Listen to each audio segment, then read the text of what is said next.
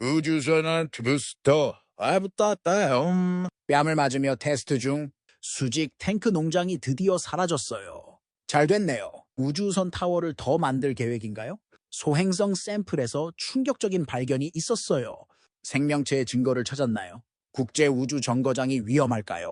바로 들어가 볼까요? 이번 주에는 스페이스X가 수행한 가장 독특한 테스트부터 초기 태양계에 대한 충격적인 발견까지 흥미로운 소식이 많았습니다. 얼마나 흥미로운지 알고 싶으신가요? 해보시죠. 선박 30의 절제 레이어 및 산체스 타워 세그먼트 업데이트. 먼저 스타베이스 건설 현장부터 시작하겠습니다. 스페이스X 팀은 여전히 오래된 열 타일을 수리하고 우주선 30점의 스테인리스 스틸 선체에 절제층을 적용하기 위해 열심히 일하고 있습니다. 아니, 이것 좀 봐. 외관상으로는 노즈콘, 끝을 둘러싼 절제 재료가 없는 것으로 보입니다.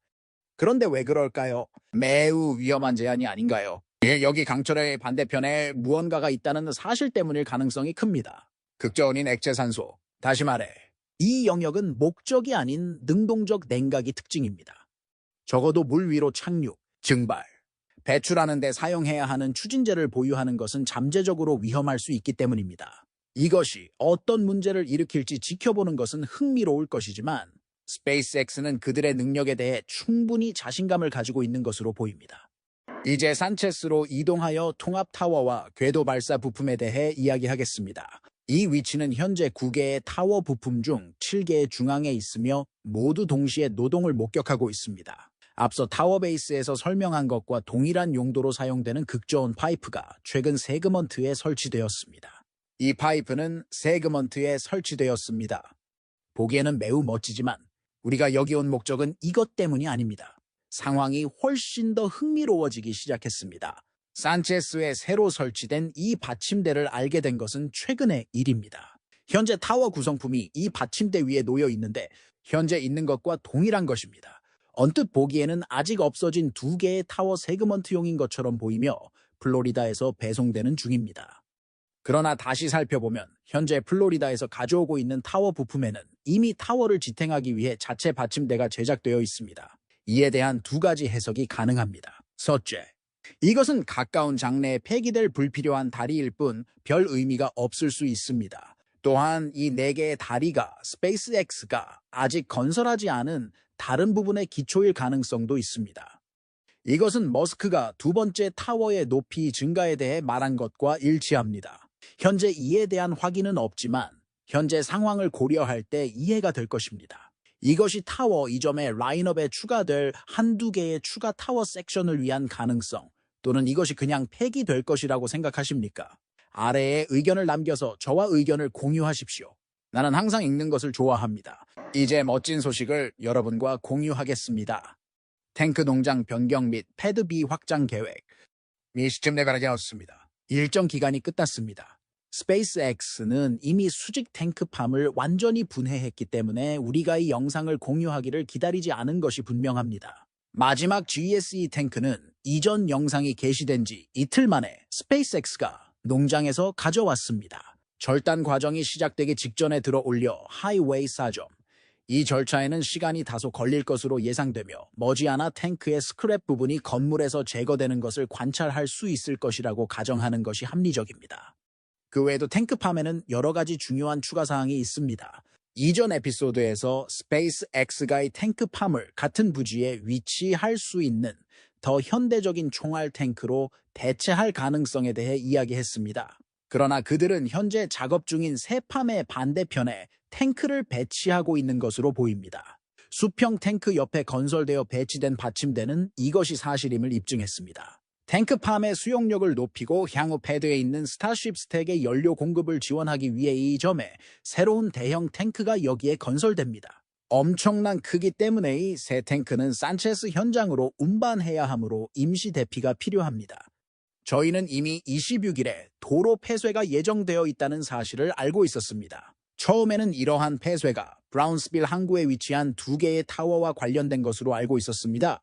문서에는 이전 타워 롤링이 시행되었던 것처럼 스타베이스로 타워 모듈을 굴리기 위한 목적으로 폐쇄가 이루어질 것이라고 언급되어 있었습니다. 26일과 27일에 우리가 목격한 것은 이 두 개의 거대한 총알 탱크의 롤아웃뿐이었기 때문에 스페이스X는 우리에게 커브볼을 던지기로 결정한 것으로 보입니다. 타워 부분은 없었지만 놀랍지도 않았습니다. 두 타워 사이에 탱크 팜이 하나만 있을 것이라는 사실을 이미 알고 있다는 사실을 고려할 때 우리가 비패드에서 발사를 목격하기 전에 이것이 필요하다는 점을 명심하는 것이 중요합니다. 멕시코만에 영향을 미치고 있던 열대성 폭풍에 대응하기 위해 스페이스X가 이 계획을 변경한 것이 아닌가 하는 의심이 들었습니다. 이로 인해 타워 부분을 운송하던 바지선이 지연되었고 아직 텍사스에 도착하지도 않은 상태에서 스타베이스로 운송될 예정이었습니다. 이는 스페이스X가 이미 설정한 폐쇄 조치를 이용하여 탱크를 발사하는 대신 단순히 롤아웃했을 가능성이 높다는 것을 나타냅니다. 카메론 카운티 웹사이트에 등록된 이 행사에 대한 새로운 폐쇄 사항은 없지만 새로운 폐쇄 사항이 발표되면 계속 업데이트할 예정이니 참고하세요. 타워 2 진행 상황, FAA 업데이트 및 부스터 14.1 테스트. 다음은 타워 2의 성장과 부스터 14점의 미친 테스트에 대한 흥미로운 소식입니다. 다음은 스페이스X의 미친 듯이 빠른 확장 계획입니다. 업계에서 가장 중요한 로켓 개발의 최신 추가 사항 인스타베이스의 패드비입니다. 이것은 우주선을 발사하고 잡을 수 있는 새로운 타워가 될 것이며 아시다시피 기본적으로 미래의 발사 타워입니다. 그리고 이 미래가 우리 눈앞에서 현실로 다가오고 있습니다. 스페이스X는 이 거대한 구조물을 건설하기 위해 열심히 노력해왔으며 몇 가지 주목할 만한 진전이 있었습니다. 가장 중요한 것은 타워가 언제 완공될지 알 수 없지만 먼저 지금까지 살펴본 몇 가지 작업 내용을 살펴볼까요? 최근에 타워의 다리에 콘크리트를 붓기 시작했습니다. 이는 전체 타워를 제자리에 고정하고 안정화하는 데 도움이 됩니다. 매우 중요한 단계입니다. 아직 완료되지 않았다면 곧 전체의 공정이 완료되고 모든 주요 기초 작업이 완료될 것입니다. 다른 작업은 도면 작업에 바닥을 설치하는 것입니다. 매우 중요합니다. 젓가락을 움직이는 장비가 있는 곳으로 타워의 가장 중요한 구성 요소 중 하나입니다. 특히 세계에서 가장 무거운 로켓을 쌓고 잡으려는 경우 더욱 그렇습니다. 마지막으로 완료한 작업은 추진제를 타워 위로 운반하는 데 사용되는 극저온 파이프를 우주선의 빠른 분리까지 설치하는 것이었습니다. 쌓기 전에 각 세그먼트와 이 기본 구조물에 설치해야 합니다. 이렇게 하면 기본 작업이 거의 끝나고 마침내 타워를 쌓을 수 있습니다. 기대감이 커지고 있습니다. 자, 이제 FAA가 최근 발표한 소식입니다. 스포일러입니다. 이제 모든 것을 FAA가 통제합니다. 타워 2가 언제부터 쌓이기 시작할지는 아직 알 수 없지만 언제 끝날지는 알 수 있습니다. 스페이스X의 새로운 CC-8801 크레인에 대한 일정이 FAA 웹사이트에 게시되어 타워 자체에 대한 많은 것이 공개되었습니다. 타워 구간 1에서 6점까지 스페이스X는 현재 크레인 구성을 사용하여 지상에서 460피트 높이로 올라갈 것입니다. 7월 27일까지는 크레인을 낮춰서 지상에서 560피트까지 확장할 예정입니다. 네, 더 높아질 수 있어요. 이 확장 작업은 8월 15일까지 지속되며 마지막 부분을 조립하는 데 사용됩니다. 하지만 크레인은 아직 완성되지 않을 것입니다. 그 후 지금보다 낮은 미정 높이로 축소할 것입니다. 그 후 현장에서 작은 프로젝트의 견적을 내는 데 사용될 것입니다. 스페이스X 크레인이 끝나는 시점으로 추정되며 그 이후에 선적될 가능성이 높습니다. 이 말이 맞다면 8월 15일까지 타워 B의 적재가 완료될 것으로 예상해야 합니다. 스페이스X가 아니었다면 재미있겠지만 그렇기에 고개를 끄덕일 뿐입니다. 이제 스페이스X가 부스터 14점 테스트를 시작한 것으로 보입니다. 무슨 일이 일어나고 있는지 살펴보겠습니다. 그냥 진지하게 때렸어? 비폭력 테스트는 공식적으로 창밖입니다. 농담은 제외하고 이 기이한 모습의 이유는 여기에 있습니다. 스페이스X는 젓가락과 부스터가 잡히더라도 견딜 수 있을 만큼 튼튼하게 만들고 싶었습니다. 그리고 이를 위한 가장 좋은 방법은 부스터를 더러운 깔개처럼 취급하고 이 경우에는 6번 정도 때리는 것이라고 판단한 것 같습니다. 이것은 우리가 스페이스X가 할 것이라고 예상한 것과는 확실히 달랐습니다.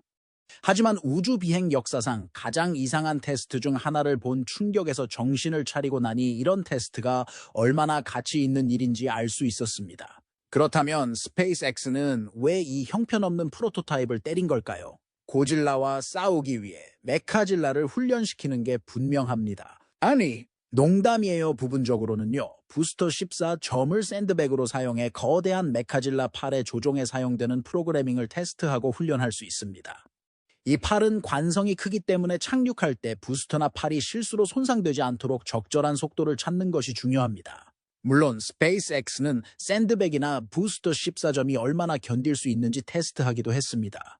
강력한 부스터를 사용하면 캔처럼 부스터가 찌그러질까 걱정할 필요가 없기 때문에 안전 여유가 더 넓어집니다. 한계를 알면 젓가락을 최대한 빨리 움직일 수 있습니다. 하지만 그게 전부가 아니었습니다. 테스트가 더욱 흥미로워졌고 실제가 기다려집니다. 스페이스X는 단지 때리기 테스트만 한 것이 아닙니다. 이름이 마음에 들어요. 또한 레일을 들어 올려 부스터에 핀을 밀어 올리는 풀팔 잡기 테스트도 수행했습니다. 그래서 메카질라가 불을 뿜는 그 거대한 도마뱀과 싸우도록 훈련하는 대신 스페이스X는 불을 뿜는 거대한 빗자루와 싸우도록 훈련하고 있습니다. 나쁘지 않네요. 스페이스X가 스타베이스에서 멸종위기 도마뱀과 싸우면 물고기와 야생동물이 뭐라고 할지는 모르겠지만 스페이스X가 모든 테스트를 마친 후 부스터 14점은 약간의 손상만 입고 인상적인 모습을 보여줍니다. 젓가락도 비슷한 이야기입니다. 눈에 띄는 유일한 손상은 충격 흡수 장치의 일부가 빠진 것입니다. 간단한 점검 후 부스터 14점은 발사대에서 들어 올려 운반용 스탠드에 올려졌습니다. 29일째 되던 날, 샌드백은 로켓 가든으로 옮겨져 휴식을 취할 수 있게 되었습니다. ISS 교체 및 우주 쓰레기 문제. 우리 모두를 긴장하게 만든 5점의 하드웨어를 살펴봤다면 이제 잠시 숨을 돌릴 수 있는 7점의 하드웨어를 살펴보겠습니다. 물론 현재 13위는 아직 로켓 가든에 있고 과거에 제안했던 것처럼 13과 같은 운명을 겪으며 쓸모없는 위성으로 기록될 가능성이 있습니다. 하지만 스페이스X가 가까운 미래에 부스터 14를 포기할 계획은 없는 것으로 보입니다. 이 프로토타입은 가장 최근에 완전히 쌓인 부스터일 뿐만 아니라 정기적으로 계속 사용됩니다. 이 프로토타입은 근본적인 구조적 무결성을 검증하기 위해 극저온 테스트를 받을 준비가 되어 있을 가능성이 높습니다. 제가 이렇게 말하는 이유는 지난 1일 메이시스로의 부스터 배송에 필요한 도로 폐쇄가 있었기 때문입니다. 이전에 사격장으로 사용되었던 위치에서 극저온 테스트 캠페인을 시작하려는 부스터 14점을 위한 것일 수 있습니다. 의심할 여지 없이 메이시가 곧 일거리가 부족할까 걱정할 필요는 없습니다. 그동안 다른 스페이스X 이야기로 넘어가 보겠습니다. 이번 이야기에는 국제우주정거장도 포함되어 있습니다. 우주시대가 시작된 이래 국제우주정거장은 우주에서 인류에게 낙관주의와 발전의 상징이었습니다. 특히 아폴로 프로그램이 종료되고 냉전이 더욱 치열해지면서 상황이 좋지 않았던 시기에는 더욱 그러했습니다. 반면에 이제 그 시절은 오래전에 사라졌습니다. 국제우주정거장 ISS과 이를 유지하는 데 필요한 장비는 모두 노후화의 징후를 보이고 있습니다. 얼마 전 우주비행사가 우주 유영을 위해 착용하는 EVA 우주복에서 물이 새기 시작했는데 이는 우주 유영을 앞두고 있었습니다. 국제우주정거장 ISS는 노후와 관련된 많은 문제를 안고 있으며 이는 이러한 문제 중 일부의 예시일 뿐입니다. 조치를 취할 필요가 있습니다. 간단히 말해서 나사는 이를 교체할 계획입니다. 하지만 오래된 스테이션에 대해 어떤 계획을 가지고 있을까요? 미국 항공우주국 나세윤이 고대 조 달러 규모의 랜드마크에 대한 불타는 재진입을 계획하고 있는 것으로 보입니다. 이것은 우주정거장의 전형적인 결론입니다. 이것은 이전에 러시아가 만든 미르가 겪은 운명이기도 합니다. 반면에 이번 진입의 안전을 보장하기 위해서는 궤도 이탈 우주선이 필요하며 나사는 현재 스페이스X를 통해 제공하기로 결정했습니다. 국제우주정거장의 궤도 이탈이 2030년까지 예정되어 있다는 점을 고려하면 그때까지 우주선이 그런 용량을 제공한다고 해도 놀랄 일이 아닙니다. 스페이스X가 우주선의 필수 부품 몇 개를 실어 손상 없이 가져올 가능성도 있습니다. 미국에서 박물관에 전시된 최초의 모듈은 아이매진 유니티입니다. 그러나 우주 쓰레기 조각이 먼저 국제우주정거장을 파괴하면 아무것도 가져올 수 없습니다. 안타까운 소식은 그중 상당량이 지구 저궤도에 진입하는 것을 방금 목격했다는 것입니다. 이는 러시아 위성이 스스로 수백만 개의 작은 파편으로 폭발하기로 결정한 결과 발생했습니다. 아직 위성이 분리된 이유를 알 수 없으며 러시아가 이 문제에 대한 정보를 제공할 가능성이 매우 낮기 때문에 당분간은 추측만 할 수 있습니다. 이 분열은 파편이 분산된 가장 최근 사례에 불과하며 위성 반대 실험이 가장 중요한 사건 중 하나입니다. 지구 저궤도가 점점 더 혼잡해지고 있다는 점에서 이는 특히 우려스러운 현상입니다. 우주 쓰레기의 존재로 인해 연쇄 반응이 일어나 추가 쓰레기가 발생하여 결국 지구 저궤도를 사용할 수 없게 되는 캐슬러 증후군과 같은 사태는 우려를 피하기 어렵습니다. 다행히도 아직은 이런 일이 발생하지 않은 것으로 보이지만 고려해야 할 사항입니다. 오시리스 렉스의 발견과 중국의 달 샘플 귀환. 이 시점에서 좀 더 낙관적인 주제로 돌아가 보겠습니다. 나사가 수행한 임무가 정말 놀라운 방식으로 결실을 맺었습니다. 바로 오시리스 렉스 방어 시스템입니다. 나사는 이 약어가 효과를 발휘하기를 강력히 원했습니다. 나사는 수십억 년 된 소행성인 베누의 표면에서 샘플을 수집하려고 시도했고 표면을 부풀리는 작업을 포함한 이 임무는 성공적이었습니다. 착륙선의 목표는 소행성 도착 당시 60g의 샘플을 수집하는 것이었는데 오히려 120g이 넘게 쌓였고 용기는 말 그대로 레골리스로 이음새가 터지고 있었습니다. 이 샘플을 지구로 가져온 후 상당한 시간이 지났고 마침내 태양계 초기 단계와 관련된 미스터리를 밝히기 시작했습니다. 이제 오시리스 렉스가 정확히 무엇을 발견했을까요? 이 비밀 중 하나가 매우 충격적인 것으로 밝혀졌습니다. 소행성 베누가 물을 포함하는 세계의 일부였을 가능성이 있습니다. 실제로 정확하게 들었습니까? 지구와 비슷한 행성이 또 한 번 발견되었습니다. 애리조나 대학교 연구진이 다른 원소 및 화합물과 함께 상당한 양의 인산 마그네슘 나트륨을 발견했습니다. 이러한 발견은 소행성이 물에 잠긴 역사를 가지고 있음을 나타냅니다. 베누는 태양계 초기에 발달한 초기 물의 세계의 일부였을 수 있습니다. 이 세계는 베누라고 불렸을 수 있습니다.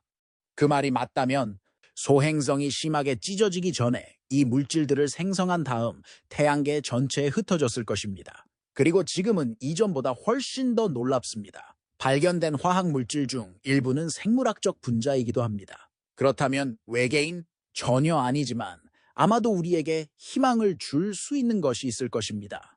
미래에 태양계가 처음 개발되었을 때로 거슬러 올라가는 고대 소행성에서 이러한 화합물이 발견되었다는 것은 이러한 화합물이 우리 태양계에 존재할 수 있음을 나타냅니다. 이러한 화합물은 생명체를 위한 필수 구성 요소입니다. 또한 이 발견은 지구가 진화하는 동안 어떻게 생명체에 적합하도록 진화했는지 이해하는 데 한 걸음 더 가까워졌습니다. 이것은 물질을 회수하는 것이 얼마나 중요한지 보여주기 때문에 중국도 달에서 특정 샘플을 채취하여 수집하고 있습니다. 2007년부터 중국은 달에 우주 탐사선을 보내왔으며 그중 4개의 탐사선이 달 표면까지 도달했습니다. 장거 4호는 가장 최근 임무의 이름입니다. 장거 3호 5점 중국에서 가장 강력한 작전 로켓인 장거 5호 3점 2024점 지구에서 탐사선을 발사한 날입니다. 탐사선이 달의 먼 쪽에 도착하는데 거의 한 달이 걸렸지만 결국 6월 1일에 착륙했습니다. 착륙선은 상승선을 타고 궤도에 다시 올라가기 전에 이틀 동안 우주를 여행하면서 달 표면에서 암석과 암석 샘플을 수집했습니다. 샘플이 궤도에 있는 동안 장어 궤도선 모듈 내에 재진입 캡슐이 배치되었고 6월 3일에 상승하여 샘플을 캡슐로 옮겼습니다. 그 후 샘플은 지구로 다시 운반되어 분리된 후 문제없이 재진입되었고 이후 임무의 다음 단계에서 몽골 평원에 샘플을 성공적으로 착륙시켰습니다. 실제로 캡슐은 지구에 도착했고 그 여정에서 샘플을 가져왔습니다. 이후 중국은 귀중한 샘플을 회수하는 데 성공하여 우주선 제작을 담당한 회사에 돌려주었습니다. 이 성과로 중국은 역사상 최초로 달 반대편에서 샘플을 반환한 국가로 입지를 굳혔으며 이는 중국에게 중요한 성과입니다. 영상을 시청해 주셔서 감사합니다. 여러분도 저처럼 이 영상이 흥미롭고 생각을 자극하는 영상이었기를 바랍니다. 좋아요를 눌러주시고 친구들과 공유해주시고 유익하고 재미있었다면 더 많은 업데이트를 구독하는 것을 잊지 마세요. 여러분의 성원은 채널을 확장하는 데 큰 도움이 되며 다음에 업로드할 영상에서 여러분과 더 많은 이야기를 나누고 싶습니다. 또한 댓글 섹션에서 여러분의 생각을 공유해 주시면 감사하겠습니다. 오늘 논의되는 주제에 대한 여러분의 의견을 듣고 정말 궁금합니다. 안녕하세요. 안녕하세요.